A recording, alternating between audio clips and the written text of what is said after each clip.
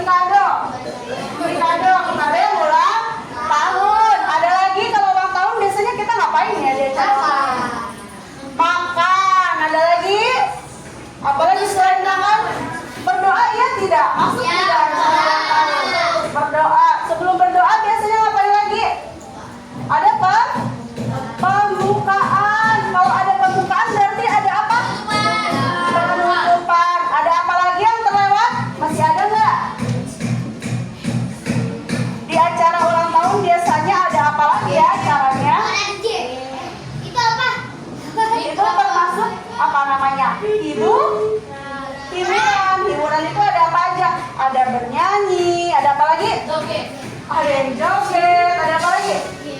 Ada dance, ada juga badut dan banyak lainnya ya. Kalau urutannya terbalik, kira-kira apa yang terjadi? Apa tadi? Acaranya akan berantakan. Kalian coba bayangkan, kalau misalnya acara ulang tahun itu bukan diawali dengan doa, tapi misalnya langsung makan dan potong kue, apa yang terjadi? Berantakan. Terus kemungkinan lainnya apa? Tidak berkah ya, karena kita belum berdoa. Ada lagi? Tamu undangan bisa pulang duluan, ya kan? Karena mikir acaranya udah selesai gitu. Ada lagi kemungkinan yang lain? Kalau kita urutannya kita balik, ada lagi? Tidak seru, karena yang seru-serunya udah di awal ya. Dari acara ulang tahun tadi, kita bisa mempraktekkan pikiran komputasional, berpikir secara komputasional di dalam 4 unsur ini. Tadi kan anak-anak sudah menjawab nih, urutan acara ulang tahun jadi apa aja? Banyak kan tadi, ada apa aja? Ada potong kue, lilin, dan yang lain-lain. Itu sama saja dengan memecah masalah menjadi bagian yang kecil ya. Jadi permasalahan utamanya adalah acara ulang tahun. Di dalam acara ulang tahun masih banyak hal-hal lain yang harus diruntut ya. Oke. Kemudian ada pengenalan pola, mencari kesamaan pola dalam berbagai permasalahan. Nah, di setiap permasalahan itu akan ada pola yang sama. Seperti ulang tahun. Kalau di ulang tahun itu, adakah acara yang selalu ada di setiap acara ulang tahun? Ada apa yang selalu ada? Tiup lilin ya. Tiup lilin dan potong kue dan berdoa. Itu adalah 3 inti yang selalu kita temukan ketika acara ulang tahun. Mau ulang tahunnya di sekolah, mau ulang tahunnya di rumah, pasti ada potong kue. Ada di sini yang pernah ulang tahun di rumah? Yang ulang tahunnya pernah dibawa ke sekolah? Ada? Nah, pasti ada potong kuenya bukan? Ada ya, selalu ada. Oke. Nasi kuning, iya. Tapi pasti ada kuenya kan? Ada. Oke, kemudian abstraksi, mencari informasi yang tidak relevan dan mengambil bagian penting ya. Kemudian ada algoritma ya, yang bisa kita integrasikan lagi adalah algoritma. Nah, kalau algoritma ini apa? Coba menyusun atau prosedur untuk menyelesaikan masalah. Tadi kan Azalea mempunyai masalah, mau bikin acara, dia nggak tahu acaranya apa aja. Tadi udah kita sebutin acaranya, tapi susunan acaranya masih acak-acakan ya kan? Kalau dengan algoritma, kita akan menyusun dari apa awalnya? Dari pembukaan, kemudian ada apa lagi? Berdoa, habis itu ada potong kue, ya kan? Habis itu ada apa lagi? Bernyanyi, ya, main games, baru yang terakhir makan bersama, kemudian penutup. Nah, langkah-langkah tadi yang dari awal sampai akhir itu namanya algoritma. Jadi kalau algoritma itu bentuknya sudah tersusun, acaranya udah rapi dari pembukaan sampai penutup. Sekarang kita akan membuat kelompok. Di sini udah ada berapa kelompok nih di depan nih? Ada terbagi ke dalam 4 kelompok. Sekarang kalian berdiskusi siapa yang akan jadi ketua kelompoknya dan siapa yang akan jadi sekretarisnya. Sama, tentukan nama kelompok masing-masing. Oke? Miss akan kasih waktu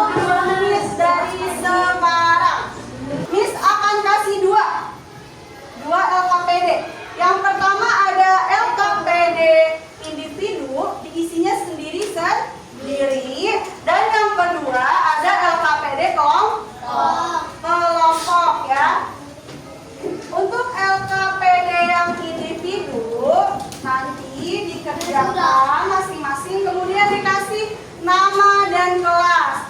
Kerjakan yang individu dulu ya. Yang individu dulu dikerjakan karena ini adalah pilihan ganda. Kalau yang individunya sudah, baru mengerjakan yang kedua atau yang kelompok ini mengerjakannya harus bersama-sama ya. Di sini ditulis nama kelompoknya apa, kemudian anggotanya siapa aja, ditulis ya. Dan mengerjakan soalnya adalah isian. Oke, jadi nanti hasil yang akan ditulis di sini harus didiskusikan dulu dengan teman kelompok. Sekarang boleh dikeluarkan alat tulisnya. Alat tulisnya dikeluarkan ya. Nanti Miss akan keliling membagikan kertasnya.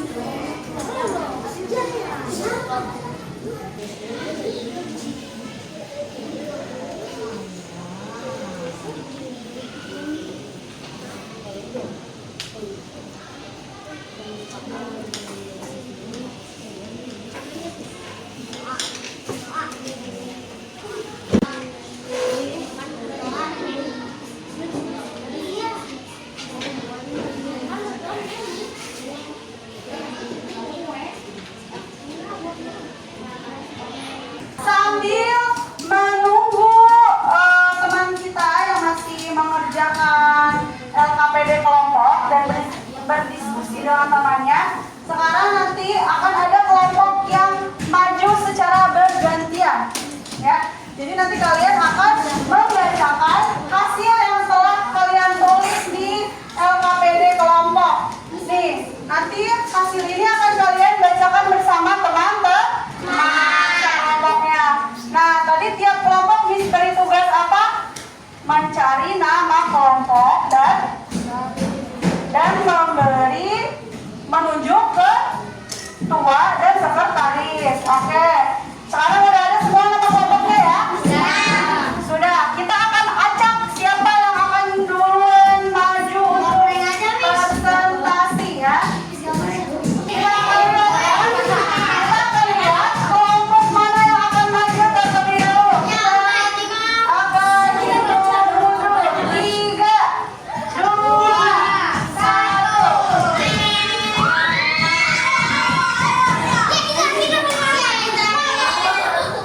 Kalian jalan bareng-bareng.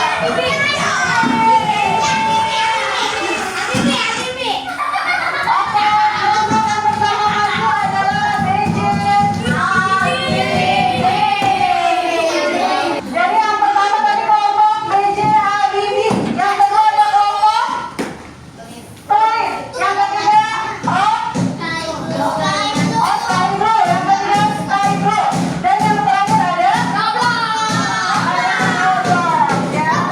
Oke, sekarang kita panggilkan kelompok pertama. Kelompok apa tadi? BJ Habibie.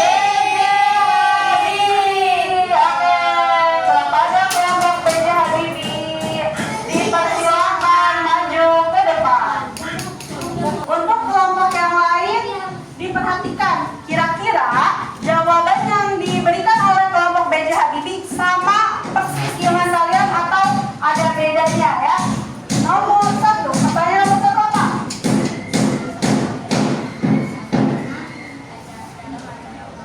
Tuliskan semua kegiatan yang mungkin ada dalam acara ulang tahun. Jawabannya ada apa aja? Kelompok nopal. Pembukaan. Terus bernyanyi, tiup lilin, potong kue, bermain bersama, makan bersama, membagikan hadiah, main game. Ada kelompok yang sama persis? Ada yang beda? Oke, kelompok Skyblue bedanya apa? Apa hal yang beda dari Skyblue? Oh, kalau punya Skyblue ada berdoa. Ada lagi yang beda dari kelompok BJ Habibie? Kelompok ini gimana? Ada yang beda nggak? Oh, waktunya kelompok Roblox tidak ada main gamenya. Oke, ada lagi yang beda kalau kelompok ini tulip? Main game. Kelompok tulip ada main gamenya? Oh, tidak ada. Oke. Nah, itu tadi dengan berdiskusi kita jadi lebih tahu ya kan kekurangan dan kelebihan jawaban yang kita punya ya. Jadi kita bisa tahu oh ternyata kalau acara ulang tahun itu kalau di temanan kelompok BJ Habibie jawabannya seperti ini. Mungkin di kelompok yang lain berbeda. Sekarang kita ke nomor 2.